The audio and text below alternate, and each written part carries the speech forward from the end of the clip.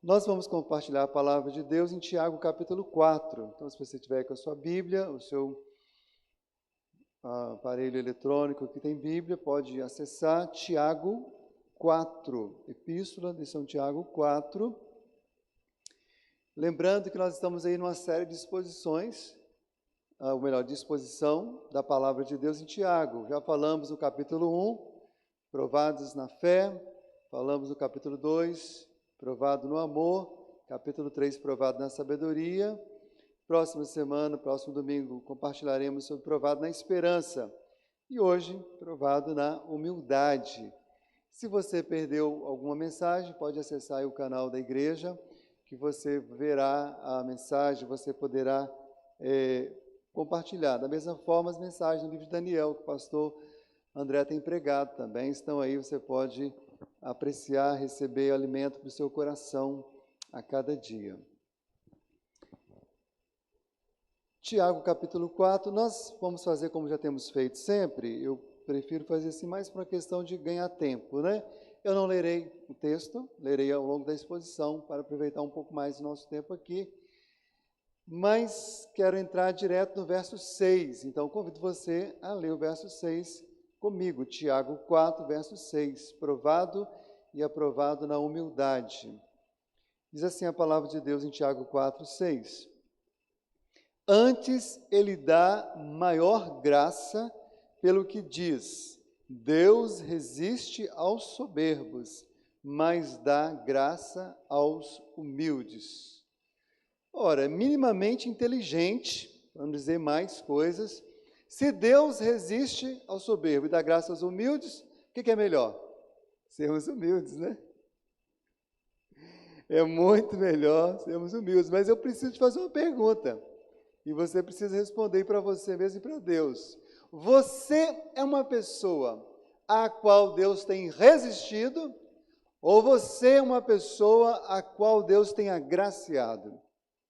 E é claro que a resposta tem a ver com este versículo. Falar de humildade, especialmente naquele tempo, embora tivesse ali um contexto também judaico, mas havia um contexto muito forte de cultura grega, na época de Tiago, ali no século I. E na cultura grega, na religião grega, humildade não era considerada uma virtude, pelo contrário, era considerada uma fraqueza. Então era muito esquisito Tiago falando para os crentes que estavam dispersos em todo o Império Romano, levantando a bandeira da humildade. Era muito diferente, né?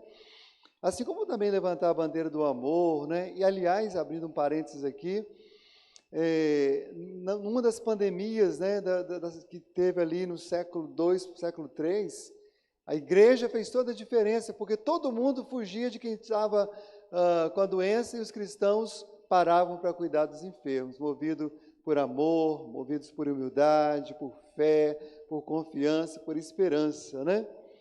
Mas, na verdade, meus irmãos, falar em humildade em qualquer época, em qualquer lugar, em qualquer cultura, é um negócio estranho, sabe por quê? Porque a humildade não está presente naturalmente no ser humano. Nós não somos naturalmente humildes. Ninguém, né, quer se humilhar diante de ninguém. Ninguém, muito menos diante de um Deus que não se vê e que, segundo a sua própria palavra, Ele é soberano e Ele manda. A falta de humildade, ela está assim, bem na raiz do pecado, desde que Adão e Eva pecaram.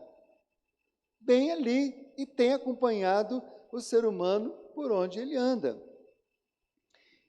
Falando em pecado, né, existem muitas definições de pecado, mas uma definição do Oswaldo Chambers, que me chama a atenção e é muito proveitosa para essa noite. Ele diz assim, né, pecado é uma rebelião descarada contra Deus. Pecado é uma rebelião descarada contra Deus. A essência do pecado, ainda segundo esse teólogo, é o seguinte: não deixarei que ninguém me governe. Não deixarei que ninguém me governe. nem esse tal de Deus, nem esse tal de Senhor, nem esse Criador. Então, meus irmãos, a nossa falta de humildade, e eu falo a nossa aqui com sinceridade, porque sei que ainda luto, e todos nós lutamos, vamos lutar com este pecado, a nossa arrogância muitas vezes, a nossa soberba, a nossa prepotência, o nosso orgulho, ela é revelada todas as vezes que pecamos, por muitos e muitos pecados ao longo de nossa vida. Aqui nesse capítulo 4 de Tiago, nós vamos ver algumas situações onde a nossa falta de humildade é denunciada, aonde a sua falta de humildade é revelada, é descaradamente mostrada. E eu quero então convidar você a ver comigo exatamente quando demonstramos falta de humildade. Em primeiro lugar, demonstramos falta de humildade preferindo os prazeres carnais aos prazeres santos de Deus. Demonstramos falta de humildade preferindo os prazeres carnais aos prazeres santos de Deus. Veja aí comigo dos versos 1 a 3. De onde procedem guerras e contendas que há entre vós? De onde, senão dos prazeres que militam na vossa carne? Cobiçais e nada tendes, matais e invejais e nada podeis obter. Viveis a lutar e a fazer guerras, nada tendes porque não pedis. Pedis e não recebeis, porque pedis mal, para esbanjardes em vossos prazeres.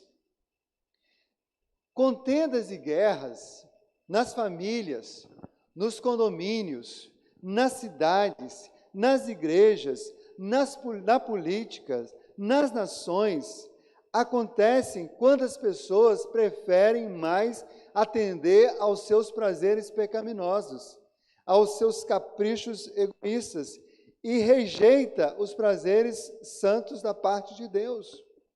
Muitas das aparentes razões, que a gente vê de brigas dentro de uma casa, dentro de uma nação inteira. Por exemplo, a gente tem visto aí muitas brigas políticas no Brasil. As verdadeiras razões não são aquelas que são anunciadas nos noticiários. Não são nobres, não são nem dignas de ser faladas. Muitas vezes, as razões verdadeiras de tantas brigas são coisas mais profundas, que vêm lá nos corações pecaminosos das pessoas. Meus irmãos, no seu egoísmo, na sua vaidade, na sua arrogância, as pessoas têm seus prazeres como fins em si mesmos. E as pessoas estão dispostas a fazer qualquer coisa para satisfazer seus prazeres. E às vezes até matam por isso, mentem por isso, se corrompem por isso. A inveja, que aqui, por exemplo, é citada, não é um pecado somente contra o próximo. Eu estou com inveja do carro do outro, da roupa do outro, da esposa do outro, seja de quem for. A inveja é um pecado contra Deus, porque você está dizendo assim, Deus, o que o Senhor deu para o outro deveria ser dado para mim. Por que eu não tenho isso? Como o Senhor me trata assim, trata o outro dessa outra forma? São coisas contrárias à natureza santa de Deus. Essa cobiça carnal, além de ser algo insaciável, não leva a nada, só leva a mais e mais destruição. Mas o versículo 3 nos chama a atenção para algo que, para mim, ainda é mais terrível. Que é quando a pessoa pede, espera e quer que Deus o atenda nos seus prazeres, nos seus desejos, nos seus sonhos, mas movidos apenas por egoísmo, apenas por cobiça ou por inveja. O outro tem, eu também quero ter.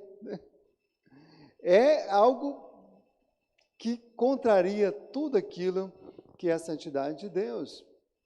E quando isso acontece, essas coisas, ou melhor, mesmo que o objeto do pedido não seja um pecado, o pedido se torna pecaminoso quando temos motivações pecaminosas. E quando isso acontece, essas coisas, em princípio boas, tornam-se maldição e tragédia na vida das pessoas. Meus irmãos, a Bíblia tem muitas advertências sobre as questões de bênçãos. O que realmente é bênção, o que não é bênção na vida das pessoas. Uma das advertências vem lá de Provérbios: o homem fiel será acumulado de bênçãos, mas o que se apressa a enriquecer, ou seja, que não espera que Deus o abençoe, não passará sem castigo. Provérbios 10:6, sobre a cabeça do justo há bênçãos, mas na boca dos perversos mora a violência. Amou a maldição, ela o apanhe. Não quis a bênção, aparte-se dele. Quando as pessoas rejeitam as bênçãos que vêm de Deus para buscar os seus próprios prazeres, não são de fato abençoadas, são amaldiçoadas, diz a palavra de Deus.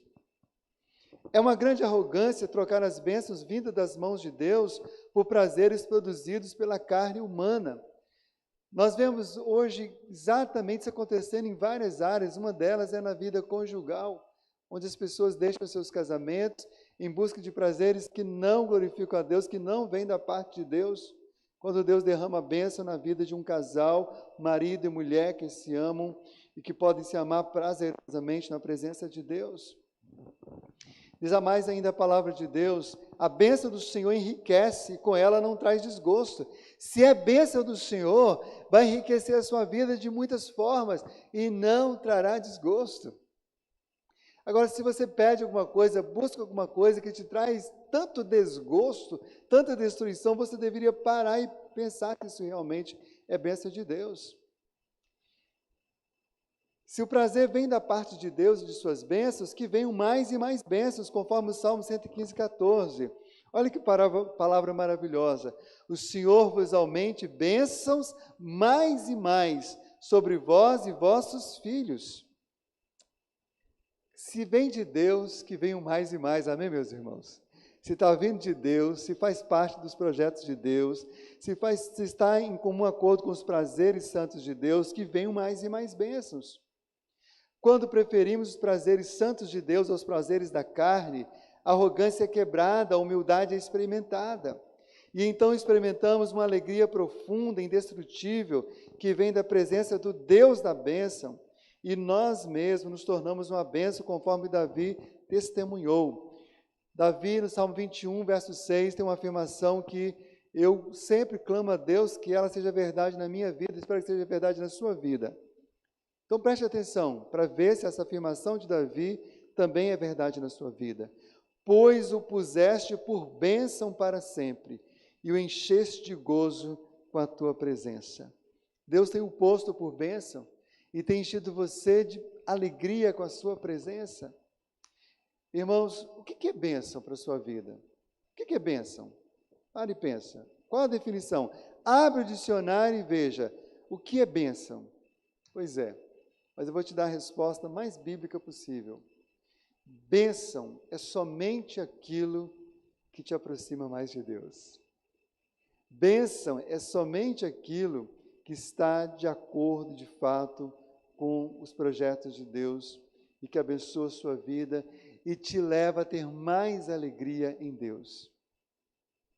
Se você recebe algo que te afasta de Deus, que te diminui a alegria em Deus, pode ser a coisa mais extraordinária, a coisa que você pediu a vida inteira, mas se está te afastando de Deus, dos prazeres de Deus, do prazer da presença de Deus, querido, rejeita, joga fora, renuncia, porque não é bênção para a sua vida.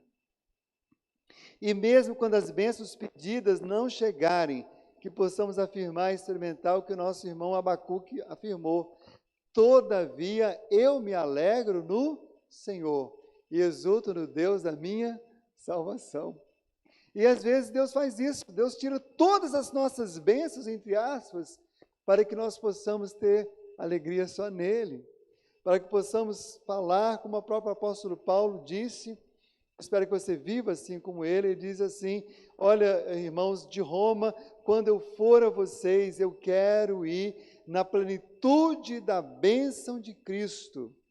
Então, eu espero muito que você ganhe da graça da parte de Deus uma unção de humildade, uma capacidade de humildade, que o Espírito de Deus te quebrante. É mais ou menos como acontece com pais e crianças. Se você perguntar a uma criança na hora do almoço: o que você quer comer? Delicioso chocolate ou uma salada de, enfim, uma papinha, o seu filho não vai hesitar, ele vai dizer, eu quero chocolate. Ele acha que isso é melhor para ele.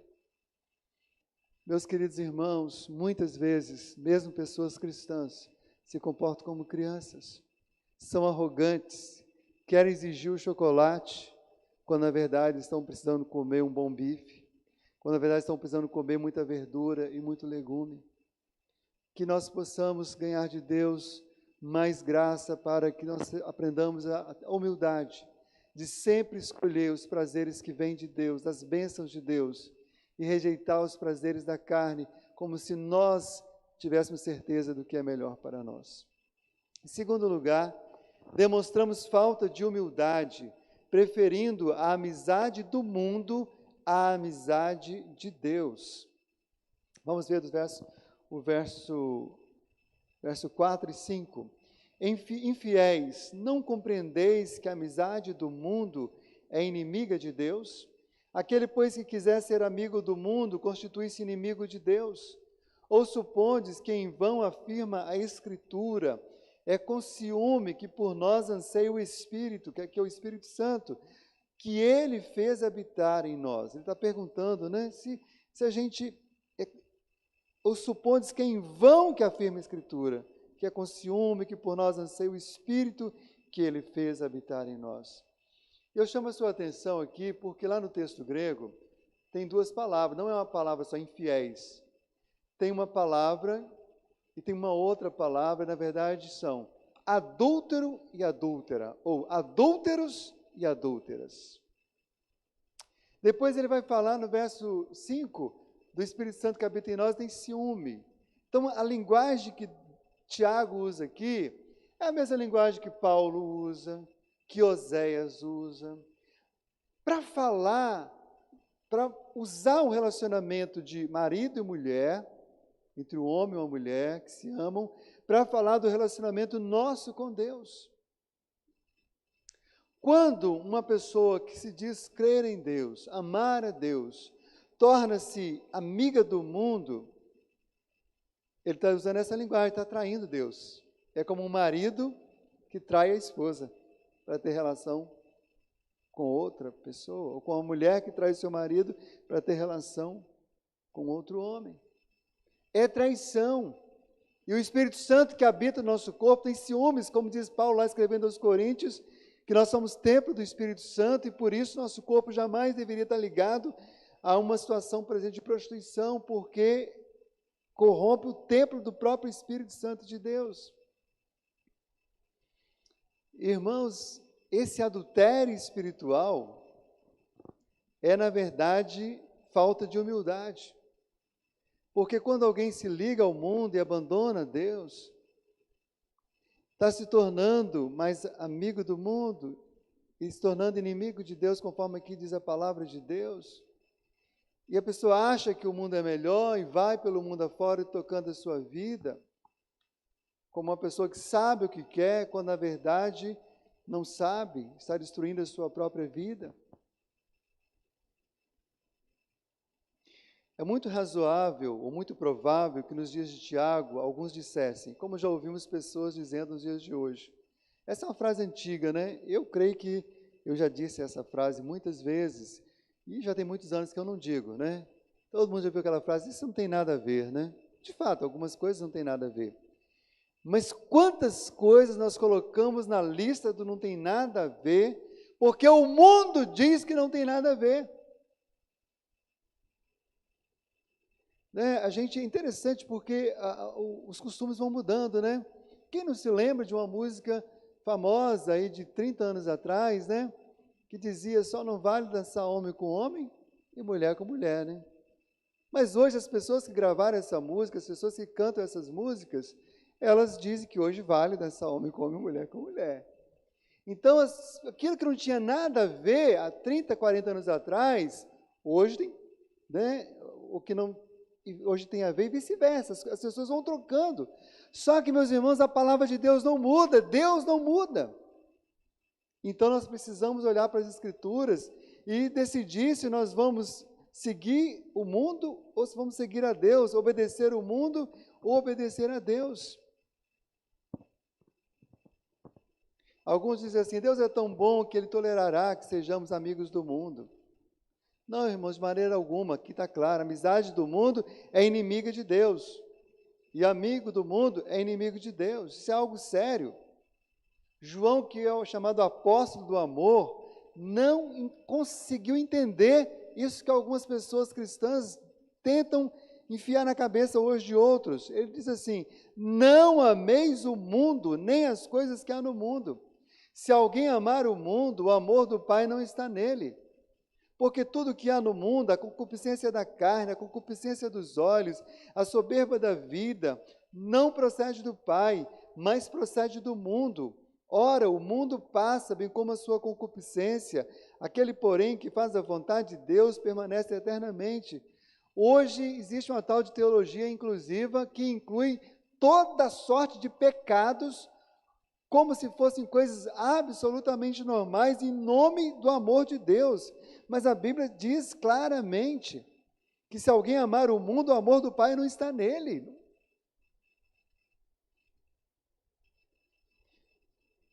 Precisamos cantar esse cântico que cantamos já hoje aqui no culto, com toda a sinceridade da nossa alma e viver isso. Não existe nada melhor do que ser amigo de Deus. Ser discípulo de Jesus significa ser amigo da pessoa mais importante do universo. Mas se você dá mais importância aos seus amigos do Twitter, aos seus amigos do Facebook, do Instagram, do WhatsApp, dos meios eletrônicos, do condomínio, mais importância a todos os amigos do que Deus, do que Cristo, então você não pode cantar por enquanto essa canção. Precisa se arrepender, para depois dizer, não existe nada melhor do que ser amigo de Deus. Porque Jesus descreveu exatamente o que é amizade com Ele, lá em João 15, 13 a 15. Ninguém tem maior amor do que este, de dar a alguém a própria vida em favor dos seus amigos. Vós sois meus amigos se fazeis o que eu vos mando. Mas você fala que é amigo de Jesus, mas desobedece petulantemente, arrogantemente, sem nenhuma humildade, nenhum quebrantamento a Cristo. Querido, você está enganando a si mesmo. Ou as pessoas, mas a Cristo você não engana. Já não vos chamo servos, porque o servo não sabe o que faz o seu Senhor, mas tenho-vos chamado amigos, porque tudo quanto ouvi de meu Pai, vos tenho dado a conhecer. Você tem o privilégio de usufruir da intimidade de Cristo. Cristo quer revelar o coração do Pai para você, mas você precisa romper com o mundo em nome de Jesus. Todos nós temos necessidade de relacionamentos fraternos, profundos de amizade. Mas jamais troque seu relacionamento com Deus por relacionamentos mundanos que irão lhe destruir. Não faça como os fariseus. Contudo, muito dentre as próprias autoridades creram nele, mas por causa dos fariseus não o confessavam, para não serem expulsos da sinagoga, porque amaram mais a glória dos homens do que a glória de Deus. Uns 15 dias atrás, eu assisti uma live do Saulo Navarro, eu recomendo, Saulo Navarro, um homem de Deus, cristão, lá da Igreja Batista, lá em Curitiba, já com 50 e poucos anos, mas um homem que durante muitos anos viveu, ele conta isso no testemunho dele, estou apenas repetindo o que ele diz lá, você pode procurar na internet, você vai achar o livro dele, o testemunho dele, quanto que ele viveu durante tanto tempo, iludido, amando mais a glória dos amigos dele lá do movimento LGBT. Depois de uns 15 a 16 anos ali, que totalmente quase destruído, ele conheceu a amizade de Cristo Jesus e rompeu com toda sorte de pecados e passou a servir ao Senhor, e Deus restaurou a vida dele, e ele pôde servir ao Senhor, pôde se casar, ter filhos, e hoje ele vive uma vida plena, usufruindo da maravilhosa amizade de Cristo Jesus. E se chegar o momento onde tem que escolher entre obedecer ao mundo ou obedecer a Deus, mesmo que esse mundo esteja representado por leis ou autoridades humanas, diga e faça como Pedro e os demais apóstolos, lembra? Antes importa obedecer a Deus do que aos homens. Meus irmãos, nós cristãos somos um povo ordeiro. temos profundo respeito pelas autoridades, e devemos ter, pelas autoridades constituídas por Deus.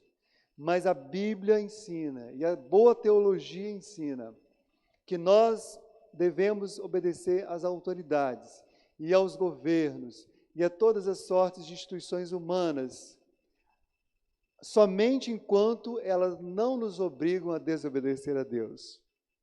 Mas saibam todos, os membros desta igreja, e saibam todos os nossos ouvintes, que se alguma autoridade nos impuser algo contrário à vontade de Deus, revelada nas Escrituras, aquilo que nós cremos, deveremos prontamente romper toda a nossa amizade com a cidade, com o país, com o mundo, com quer que seja, mesmo que sejamos perseguidos, mesmo que sejamos presos. E não se enganem, meus irmãos, está muito mais perto do que os irmãos imaginam. E se tivermos que escolher entre ser amigo do Senhor e ser amigo do governador, ou do prefeito, de qualquer outra autoridade, seremos amigos do Senhor, porque não existe nada melhor do que ser amigo de Deus. Terceiro lugar, demonstramos falta de humildade, preferindo o fardo do diabo ao fardo de Deus. Talvez esse seja um ponto que assuste, fardo do diabo. Não, ninguém quer o fardo do diabo. Talvez aqueles que se declaram da igreja de Satanás. Existe igreja de Satanás, inclusive templos erguidos em nome dele. O movimento satânico no mundo cresce assustadoramente. Aqui na Grande Vitória temos um templo voltado para prestar culto a Satanás. Na verdade, não sei se ainda tem, mas teve até bem pouco tempo, acredito que ainda tem. Mas o fato é que a maioria dos seres humanos, conscientemente, não fazem essa escolha. Eu quero o fardo de Satanás sobre a minha vida. Mas a grande verdade é que a maioria dos homens e mulheres do planeta Terra estão subjugados pelo fardo do diabo. Estão rejeitando o fardo de Deus. Vamos ver o que a palavra de Deus nos diz sobre isso? No verso 7 ao verso 10. Sujeitai-vos, portanto, a Deus, mas resisti ao diabo, e ele fugirá de vós. Chegai-vos a Deus, e ele se achegará a vós outros. Purificai as mãos, pecadores, e vós que sois de ânimo dobre, limpai o coração. Afligi-vos, lamentai e chorai, converta-se o vosso riso em pranto, e a vossa alegria em tristeza. Humilhai-vos na presença do Senhor, e ele vos exaltará. O pecador naturalmente faz o contrário. Ele se sujeita ao diabo e resiste a Deus. É o que o pecador faz com tranquilidade. Não precisa de mandar, não precisa de ensinar. Já nasce, né? Vamos ver as crianças. Manda ela sentar aqui, ela quer sentar no lugar. Manda ela calar, ela quer gritar. Manda ela gritar, ela quer calar. É a rebeldia. Mas acontece espiritualmente também, porque as pessoas muitas vezes, por quê, meus irmãos? As pessoas muitas vezes preferem o jugo do diabo ao invés do fardo divino. Bom, eu acho que já dei duas dicas, né? A natureza pecaminosa e o mundo. Mas a terceira razão é porque o inimigo é sedutor, o inimigo é enganador, o inimigo ele tem uma lábia muito boa, ele é astuto. E ele faz promessas que mexem com a pessoa fica assim, epa, se eu vou ganhar isso aqui, se eu vou receber, é por aqui que eu vou. Essa semana eu tive a alegria de, eu e Magna, jantar com um casal de nossa igreja, e a esposa, né, faz parte deste casal, compartilhava sobre o tempo que ela viveu literalmente subjugada por Satanás. Ela recebia espíritos malignos e ela ficou muitos anos ali. E havia promessas, né? Havia muitas promessas, havia muita sedução, muito engano. Mas houve um momento que ela já tinha perdido o seu esposo, ela estava grávida já para dar à luz a sua filha, tinha perdido parte dos seus recursos, da sua saúde, da sua alegria, e ela já estava a ponto de morrer, até que lá no meio de uma sessão mediúnica, no meio de uma sessão de espiritismo, no meio de um monte de espíritos do inferno, o Espírito Santo de Deus a alcançou. E falou com ela, e a libertou, e a tirou dali. E ela começou a buscar o Senhor, e veio a conhecer o Senhor. Esse jugo foi quebrado, e ela percebeu o quanto que ela era enganada pelas falsas promessas de Satanás. O diabo fez isso com Eva, lembra? O diabo faz isso com seus descendentes. O diabo tentou fazer isso com Jesus. É atrevido, né? Ele tentou seduzir o Cristo. Dar-te-ei toda esta autoridade e a glória destes reinos, porque ele me foi entregue e a dou a quem eu quiser. Claro que com Cristo ele não teve nenhuma chance. Mas neste exato momento, Satanás está seduzindo monarcas, presidentes, primeiros ministros, governadores, autoridades mais diversas, que estão sendo seduzidos e dominados por ele. Não tenho dúvida disso, meus irmãos. A palavra de Deus nos alerta em Apocalipse 12, 9 e 12. Foi expulso o grande dragão, antiga serpente, que se chama Diabo e Satanás. Olha o título que a Bíblia dá a ele: o sedutor de todo o mundo. Satanás é o sedutor de todo o mundo. Foi atirado para a terra e com ele os seus anjos. Então, seus anjos também seduzem. Ai da terra e do mar, pois o diabo desceu até vós, cheio de grande cólera, sabendo que pouco tempo lhe resta. Mas o diabo, mesmo quando concede a alguém o presente prometido, sempre tem os mesmos objetivos finais: destruir o homem e desonrar a Deus. Por isso que a palavra de Deus nos alerta veementemente. Pedro vai escrever: sede sóbrios e vigilantes. O diabo, vosso adversário, anda em derredor como leão que ruge, procurando alguém para devorar. Então não deis lugar ao diabo, que se der lugar, ele abocanha. Não cremos que servos de Deus, pessoas salvas, regeneradas, vão perder salvação. Mas quantos crentes dão lugar ao diabo e não perdem salvação porque Deus é fiel em sustentá-la, mas perdem alegria, perdem saúde, perdem tantas outras coisas. Irmãos, não sou eu que estou dizendo, é a Bíblia. Se a Bíblia fala para não dar lugar ao diabo, é porque ele pode ainda tocar na vida de pessoas boas, justas e santas, como tocou na vida de Jó, vigia. Ele veio para roubar, matar e destruir. Mas a boa notícia é que nós podemos resistir ao diabo, está aqui, resistir ao diabo. E o melhor, nós podemos colocar o diabo para correr, resistir ao diabo e ele fugirá de vós. O diabo, ele é poderoso, mas ele não é invencível. Ele já foi vencido por Jesus Cristo. Os irmãos podem dar glória a Deus onde estiver, em nome de Jesus. A palavra de Deus diz, 1 João 3,8, para isto se manifestou o Filho de Deus, para destruir as obras do diabo.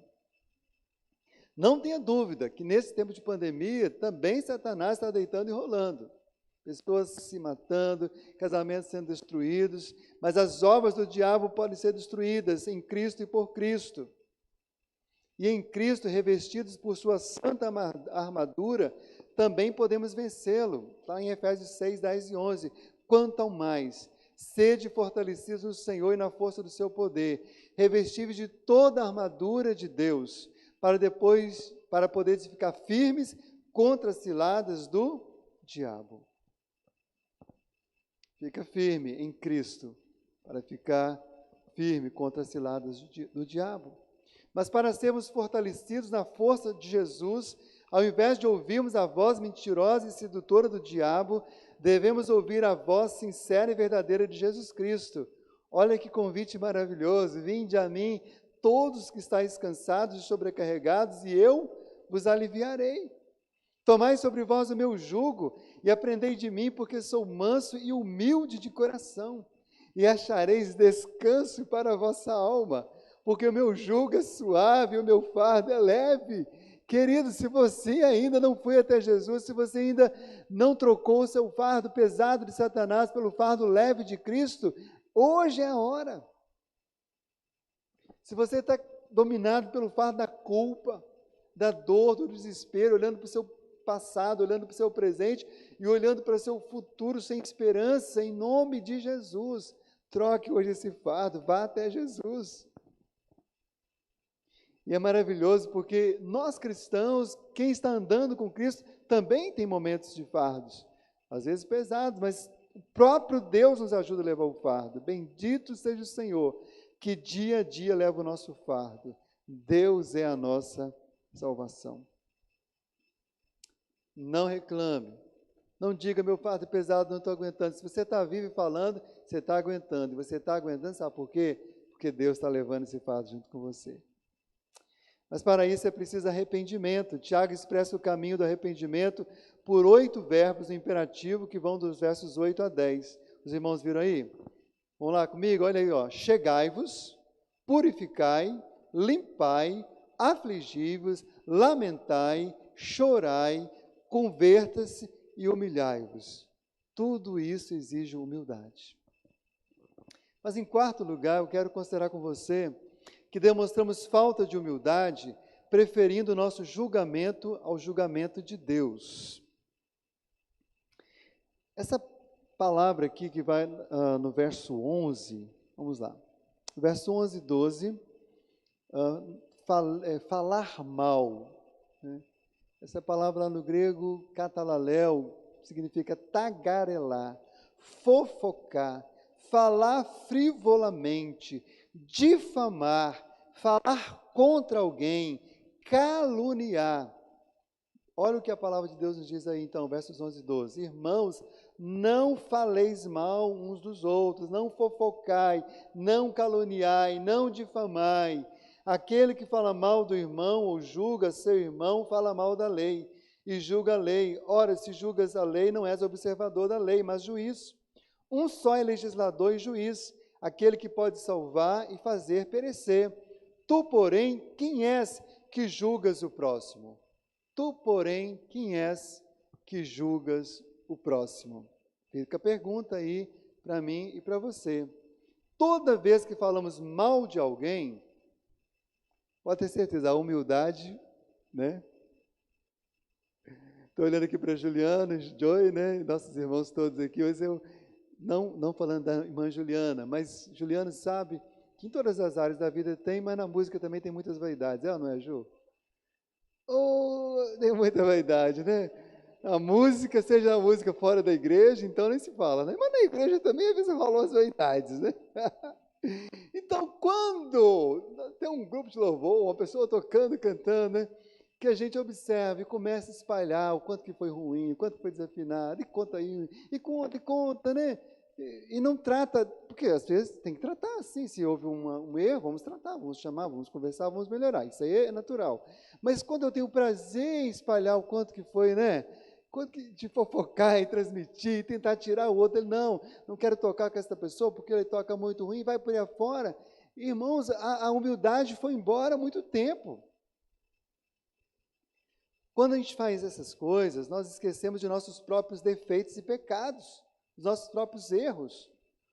Ou então os minimizamos. Quando falamos mal dos outros, nós achamos que somos melhores do que os outros. Ou tentamos nos fazer melhor, às vezes rebaixando o outro. Como eu não consigo melhorar muito, eu vou lá e rebaixo o outro mais, que pelo menos eu apareço mais, né? Essa é a carne, essa é a arrogância, a petulância.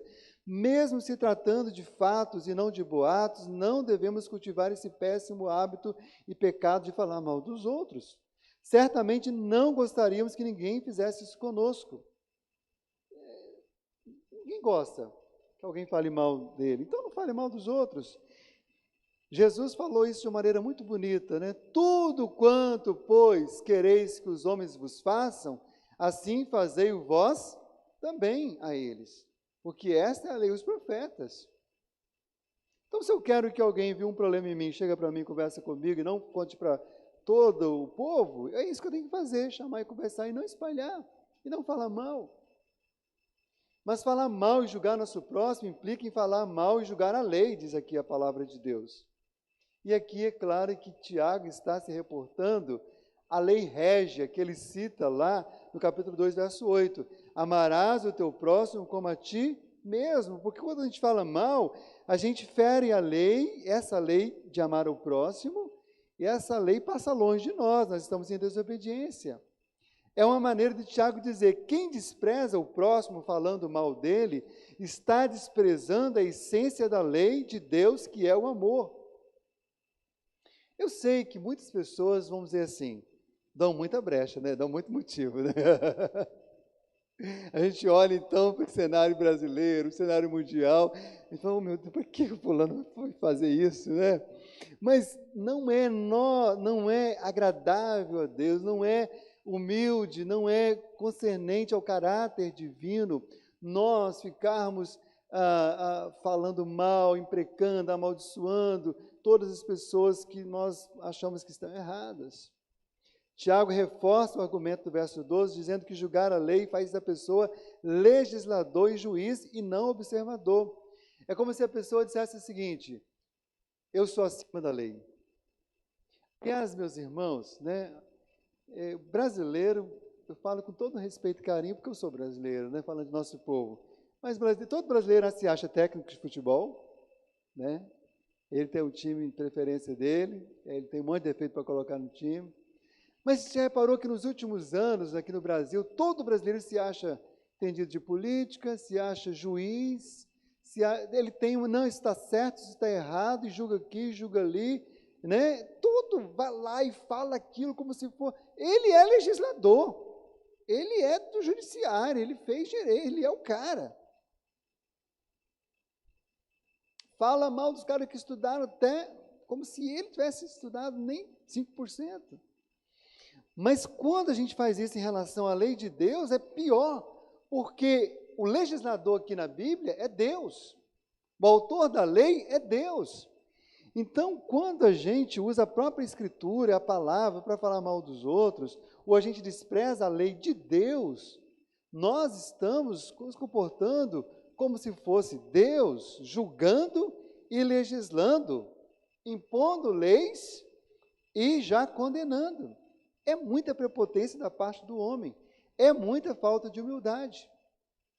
É por isso que Jesus Cristo não deu mole sobre esse assunto. Ele diz assim: não julgueis para que não sejais julgados, pois com o critério com que julgardes, sereis julgados. E com a medida com que tiverdes medido, vos medirão também. Ou seja, a sua medida foi rigorosa, então essa vai ser. O critério foi rigoroso, é assim que você vai ser julgado. Por que vês tu o argueiro no olho do teu irmão, porém não reparas na trave que está no teu próprio? Ou como dirás ao teu irmão: deixa-me tirar o argueiro do teu olho, quando tens a trave no teu? Hipócrita, tira primeiro a trave do teu olho, e então verás claramente para tirar o argueiro do olho do teu irmão. Meus irmãos, espero que todos nós, começando aqui do púlpito, saímos daqui mais cuidadosos e quebrantados. Que nós possamos ser tocados pelo Espírito Santo de Deus, para que quando a arrogância aflorar, a vaidade, a soberba aflorar, quando nos faltar humildade, falando mal dos outros, que Deus nos constranja, que Deus nos leve ao arrependimento. Mas melhor ainda que você não faça isso para a glória de Deus. Quinto e último lugar, demonstramos falta de humildade, preferindo nossos planos aos planos de Deus. Verso 13 a 17, encontramos aqui a palavra de Deus dizendo assim: atendei agora, vós que dizeis, hoje ou amanhã iremos para a cidade tal, e lá passaremos um ano, e negociaremos, e teremos lucros. Vós não sabeis o que sucederá amanhã. O que é a vossa vida? Sois apenas como neblina que aparece por instante e logo se dissipa. Em vez disso, deveis dizer: se o Senhor quiser, não só viveremos, como também faremos isto ou aquilo. Agora, entretanto, vos jactais das vossas arrogantes pretensões. Toda jactância semelhante a essa é maligna. Portanto, aquele que sabe que deve fazer o bem e não o faz, nisso está pecando. Irmãos, de maneira alguma aqui Deus está condenando o planejamento. Podemos pensar, nos organizar e planejar. Curto prazo, médio prazo, longo prazo, isso também é bíblico. O que está sendo confrontado aqui é a vida e planejamento sem considerar a vontade de Deus, sem considerar a soberania de Deus. Provérbios diz que o coração do homem pode fazer planos, mas a resposta certa dos lábios vem do Senhor. Deveria ser assim, mas nem sempre é assim. Muitas das coisas que saem dos lábios, é isso que o Tiago está falando, olha, muitas das coisas que vocês dizem, vou fazer isso, vou fazer aquilo, vocês dizem que vem do Senhor, mas na verdade não vem do Senhor. Vem de suas arrogantes pretensões. Podemos ter planos e alvos, mas precisamos ter humildade e reconhecer que nós não temos poder para garantir que eles realizarão. Pensei aqui, lembrei pastor André, que está aqui no culto conosco, né? Me lembro do ano passado, e também um dia desse, né, conversando com ele, Carol, eu e Magna, e ele compartilhando que meados do ano passado, e depois no dia do seu aniversário, né, foi segunda-feira passada, né, ele deu esse testemunho num pequeno, não foi uma aglomeração, meus irmãos, estou entregando aqui, né, porque os meus ajuntamentos eu não filme nenhum para não entregar, mas eu acabo entregando sem querer, né, eu entreguei 3 só hoje, né, não, mas é com pouca gente, sempre 4, 5, 6, 8 no máximo, né, eu do pastor André tinha 8, eu acho, né, 9, não sei, vamos parar de contar. Mas foi na varanda da igreja, viu, irmãos? Estava ventilado, todo mundo de máscara, estava tudo tranquilo, tudo dentro dos conformes. Mas o pastor André compartilhando, irmãos, um ano atrás, eu não sabia o que ia ser da minha vida no que diz respeito a esse ano de 2020, né? Qual a igreja eu ia trabalhar? Eu só tinha uma coisa que eu pedia a Deus, eu esperava, mas também não tinha certeza que ia acontecer, né? Estava nos meus planos e nos planos de Carol, que era se casar, né? Essa era a única coisa que ele, assim, tinha uma esperança muito grande, mas não tinha certeza absoluta, porque dependia de vários fatores, né? E aí ele compartilhando como Deus foi cuidando, né? Até que eu trouxe para esta igreja, e ele pôde se casar em janeiro, né? E tal. Então, alguns dos planos que ele tinha eram de Deus, louvado seja Deus, Deus o abençoou, foi ordenado pastor, está servindo aqui conosco, se casou, mas não estava nos planos de pastor André a pandemia, né? Não estava nos meus planos, nem nos seus. Então, meus irmãos, a gente precisa caminhar com humildade. Tiago reforça aqui o argumento, falando da brevidade e da fragilidade da vida, conforme o salmista no Salmo 90 faz. Ao invés de afirmar coisas que não podemos garantir, somos ensinados e exortados a submeter nossas vidas, nossos planos e nossos sonhos aos planos e propósitos divinos. Somos ordenados a reconhecer a soberana vontade de Deus.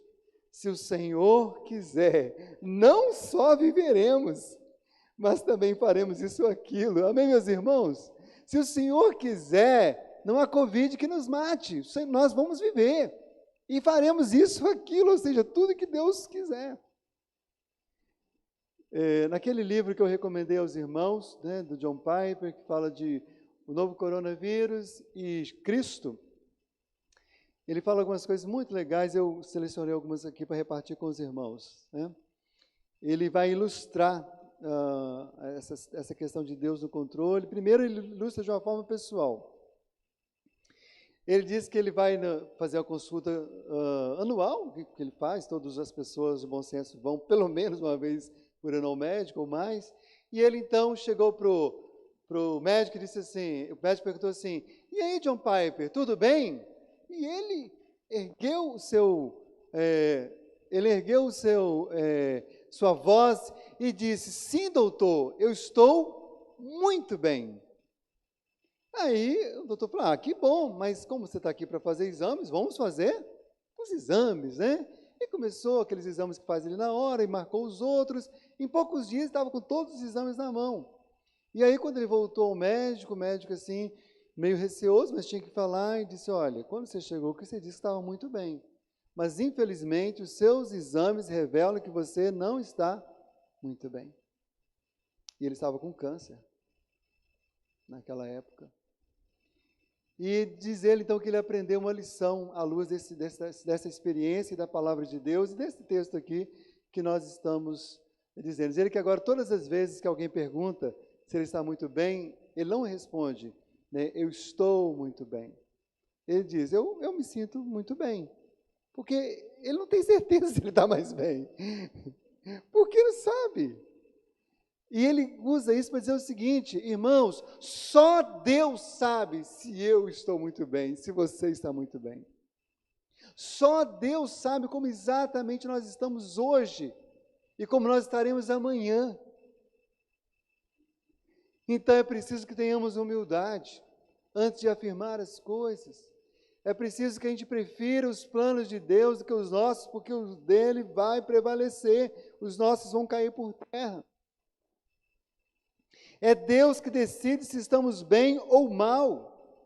É Deus que decide se estamos com saúde ou com enfermidade. É Deus que decide se vivemos ou morreremos. Não é você, não é o coronavírus, não são os governos municipais, estaduais, federais, não são os médicos que decidem quem vive e quem morre. Claro que nós temos responsabilidades nisso tudo. Não estou dizendo que não temos nenhuma responsabilidade. Hoje, a doutora Simone, diretora do Hospital Dório Silva, membro da Igreja Presbiteriana da Mata da Praia, pediu oração, pastor, nossos leitos aqui para a Covid-19 estão cheios, não tem mais lugar. Se chegar uma aqui, já não tem mais lugar. Posso até acolher para ficar no corredor, naquelas situações que nós já vimos muitas vezes. Mas, meus irmãos, a última palavra não é do médico, é do Senhor. Ele é o dono da vida. Negociaremos e teremos lucros. Quando eu li esse texto de novo esses dias, meditando, eu fiquei pensando, lembrando, né, todo ano tem os prognósticos econômicos, não é isso? O PIB do Brasil este ano vai ser tal. O PIB dos Estados Unidos, a economia mundial vai crescer tanto. Negociaremos e teremos lucros. Está nos planos de todos os governos do mundo, das mais de 200 nações do mundo, mais de 200 países do mundo. Negociaremos e teremos lucro. Mas veio a pandemia, derrubou a economia de quase todos os países do mundo. Quando a pandemia for embora, plano de casamentos, bem que alguns foram firmes, igual Pedro Arthur e Thaís, que inclusive estão assistindo o culto que eu vi lá. Mesmo no meio da pandemia, nós fomos lá e casamos, entreguei mais um, né? Esse tinha uns 10, mas tinha pouquinha gente. Mas veio da beira da piscina o casamento, irmãos. Foi uma benção, né, Pedro Arthur e Thaís, ó? Estão vendo aí? Foi maravilhoso. Mas alguns não conseguiram, alguns adiaram o casamento. Mesmo por causa dessa situação. Os planos foram embora, planos de igreja, nossas programações, as nossas cantatas, né, Juliana? Nossos grandes ajuntamentos.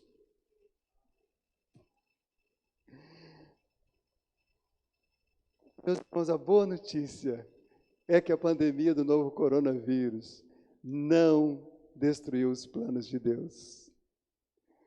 Nenhum dos teus planos pode ser frustrado. Bem sei que tudo pode, Senhor. Bem sei que tudo pode. Ao contrário, ela mesma faz parte dos eternos, sábios e misteriosos propósitos divinos. E por mais que não entendamos, por mais que não gostemos, por mais que achemos chato, por mais que fiquemos angustiados, os planos de Deus são perfeitos, cooperam para o bem daqueles que o amam e rendem glórias a Deus. E aí eu quero pedir licença para citar o Piper de novo, porque ele vai argumentar da seguinte forma, e aqui vai ser um pouquinho longo, mas preste atenção, porque é uma argumentação tão boa que eu quero ler na íntegra.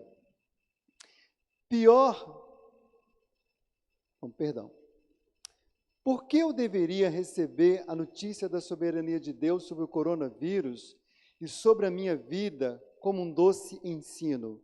Porque ele fala da soberania agridoce de Deus, né? O segredo, eu disse, é saber que a soberania que poderia parar a crise do coronavírus, e vai parar no tempo de Deus, é claro que entra em parênteses meu, ainda que não faça, é a mesma soberania que sustenta a alma durante esse tempo. Em outras palavras, se tentarmos livrar Deus de sua soberania, aliás, como alguns têm feito, né? Com todo respeito aí, mas os coaches da vida aí, né? Um famosinho deles aí perguntaram, você quer que Deus está no controle? Ele disse, não, Deus não está no controle, porque se estivesse no controle não estaria acontecendo isso, isso e aquilo. Quero dizer para ele, para todos os ouvintes, Deus está no controle, diz a palavra de Deus. E seguindo aqui a argumentação de Piper, em outras palavras, se tentarmos livrar Deus de sua soberania sobre o sofrimento, sacrificamos sua soberania de tornar todas as coisas para o bem, inclusive de cessar o sofrimento quando ele desejar. O destronamento de Deus não é uma boa notícia. A mesma soberania que governa a doença é a soberania que sustenta cada um de nós durante a perda. A mesma soberania que tira a vida é a soberania que venceu a morte. Que diz, chega! E que leva os crentes para o lar celestial, para Cristo. Irmãos, não é doce pensar que Satanás tem a última palavra, que a doença pode ter a última palavra, que a sabotagem pode ter a última palavra, que um destino qualquer, o acaso tem a última palavra na minha vida. Isso não é uma boa notícia. A boa notícia é que Deus reina. Sabe por quê? Porque além de reinar, Ele é santo, Ele é bom, Ele é justo, Ele é infinitamente sábio. Com Deus estão a sabedoria e força, e Ele tem o conselho e o entendimento.